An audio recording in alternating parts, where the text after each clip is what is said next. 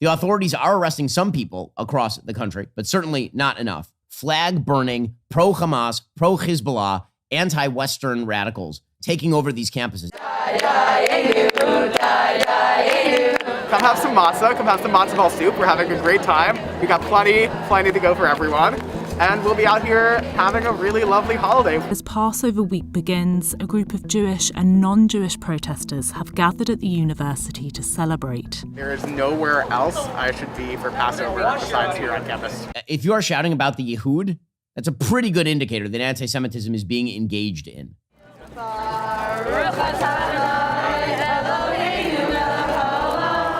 Passover is the story of our escape from slavery in the land of Egypt. And I think we need to recognize that on Passover, it's important to stand up for oppressed people everywhere, whether they're Jewish or not. I had seen so many statements online about how Jews weren't safe, about how Colombia had turned into a hotbed of anti-Semitism. Each of those statements further galvanized me to use my voice and my privilege as a Jewish person to come here and have a Seder with all of these lovely people. Again, an environment of anti-Semitism has clearly been created on campuses like Columbia University. There were also many non-Jewish students who joined the Seder, and we're a little bit hesitant about whether they should eat matzah or not. We told them it was okay, you can try some matzah. It was really a beautiful thing to see in the middle of the pro-Palestinian encampment. You're talking about tens of thousands of students all across the country who are engaged in pro-Hamas rallies, waving Hezbollah and Hamas flags. I'm part of a really proud legacy of progressive Jewish activists who have participated in things like the civil rights movement or the anti-apartheid movement in the 80s, where it's so important to us to transcend the barriers of race, class, ethnicity, religion. And that's what's happening here today. And there's a lot of joy here, I think really for the first time on campus in months. These screaming teenagers from intimidating Jewish students on campus and waving Hamas flags. If you were to believe American politicians and American mainstream media, you would think that this campus is a really dangerous environment now, rife with anti-Semitic violence. And here we are in the heart of the Gaza Solidarity encampment. And right behind me is a teach-in going on about anti-Semitism, about the history of anti-Semitism, the nature of anti-Semitism, how we confront it as part of protests and social justice movements. So I keep telling people, you know, as a Jewish person and as a person of conscience, I wouldn't be associating with this protest movement if I thought that anyone here harbored or espoused prejudice of any kind. People who burn American flags and fly Hamas flags and shout from the river to the sea, Palestine shall be free, and shout about the killing of Jews. It's not a new allegation to say that criticism of the state of Israel, or really any speech about Israel-Palestine that Israeli nationalists don't like, is somehow anti-Semitic. People like to say that our campus has some kind of anti-Semitism problem, and I've really seen no evidence of that. I think what we have is a situation where some people have a free speech problem with Columbia University, with universities in general. Some people have a criticism of Israel problem with the youth movement in this country. Those people have found each other, and now they're making their problems everyone else's problems. All of the administrators and the government have decided to basically allow these puerile children who are pro-terrorist to continue their activities ad infinitum. I'm here, and many of my colleagues in faculty and staff for Justice in Palestine are here because we also care about the cause of Palestinian liberation. It's not, I think, an accident that the front pages of American newspapers are now full of stories about American universities instead of about Israeli war crimes and atrocities in Gaza. There they are, protesting not just Israel, of course, not just in favor of actual honest-to-God terror groups, but against America. Because let's be real about what these people are like and what these people don't like. The thing they really don't like most of all is America and the West. As a Holocaust survivor, my message to the brave student protesters in America is just keep doing it, don't give up. We are doing exactly the same, and in the long term, we are going to prevail. I'm out from the beginning at every march. A small group of survivors and descendants of survivors. We stand repeatedly in the last few demos, carrying placards hanging from the neck, saying this survivor of the Holocaust is against the genocide in Gaza. Flag-burning, pro-Hamas, pro-Hezbollah, anti-Western radicals taking over these campuses. And we also demonstrate against the conflating of Jewishness with Zionism, which is what the Israeli state is trying to do, which does nothing else but increases antisemitism. So we are trying to counter that by demonstrating that Jews and Holocaust survivors are against that. These screaming teenagers intimidating Jewish students on campus and waving Hamas flags.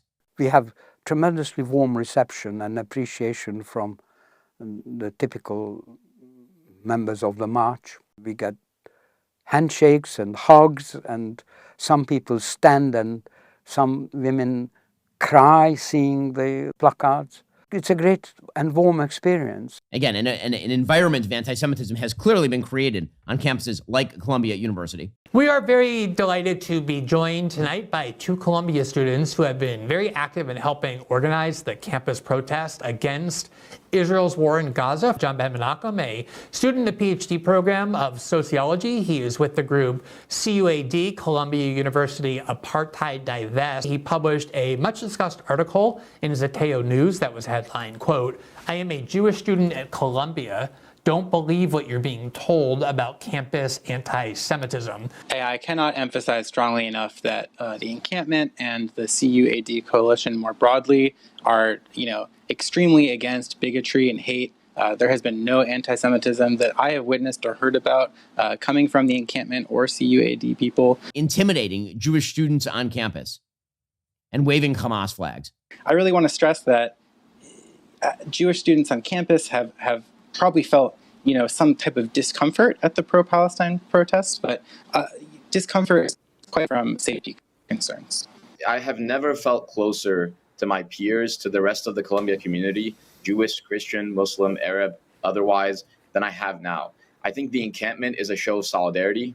If reporters or politicians wanted to take a look at it, they can see what's happening there.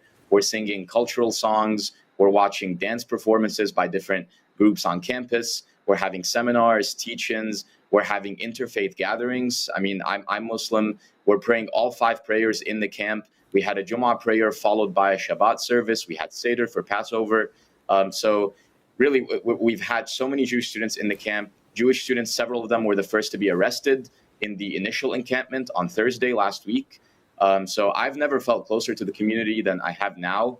And it's a call for liberation that united us all. And I think it's incredibly shameful and regrettable that many politicians and many in the media have chosen to misrepresent it and portray it as something that it isn't.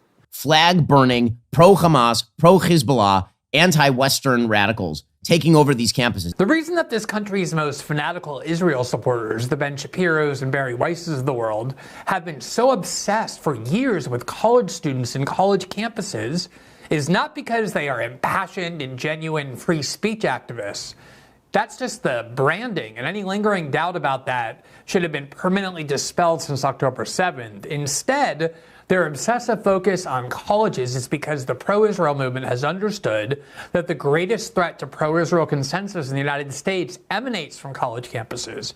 In particular, their grave fear that the call to boycott and divest from Israel or to sanction it will have the same type of success as enjoyed by the movement of the 1980s on which it was based, activism to force divestment from South Africa as a means of weakening that apartheid regime. What are your motives for having decided to participate in these protests, and what are your motives for continuing to do so? So I think since October, all of us on this campus, students, faculty, staff, have been seeing Israel's genocide in Gaza. We've been seeing almost 40,000 Palestinians, innocent people, women and children, getting murdered in the thousands, brutally massacred. We don't want our tuition dollars going towards companies that fund and invest in Israeli genocide. The demands of the encampment itself, as I understand it, is for our university specifically to divest from the war. So we want our university to not put our tuition dollars towards genocide. I think that's the immediate demand of the student movement. As for calling for a ceasefire, obviously, I think that's something that all of us are going to continue to engage in and continue to demand on the world scale. And I think the encampment that's going on right now is the culmination of months of the administration completely ignoring the student body and the university community at large. Anti-Western radicals. The desire to gain control of the range of permissible speech in American academia and particularly the effort to ban Israel criticisms as anti-Semitic racism, has long been brewing. October 7th was merely the much-awaited accelerant. As a result, one now sees Israel supporters of all types, neocons, Republicans, conservatives, pro-Israel Democrats, foaming at the mouth to weaponize racism accusations and police powers to silence Israel's critics. The authorities are arresting some people across the country, but certainly not enough. All of the most tawdry neocon tactics are on full display, including the equating of war critics with being, quote, pro-Hamas. Pro-Hamas, pro-Hezbollah, pro-Hamas rallies, waving Hezbollah and Hamas flags. People who burn American flags and fly Hamas flags. These puerile children who are pro-terrorists. All of this has been fused with the embrace by much of the pro-Israel right of all the classic left-rebel theories of censorship over the last decade, namely claiming that protest against Israel's wars have veered into racist hate speech, that words and slogans are themselves violence, and that they make Jewish students feel unsafe and thus must be forcibly silenced and punished.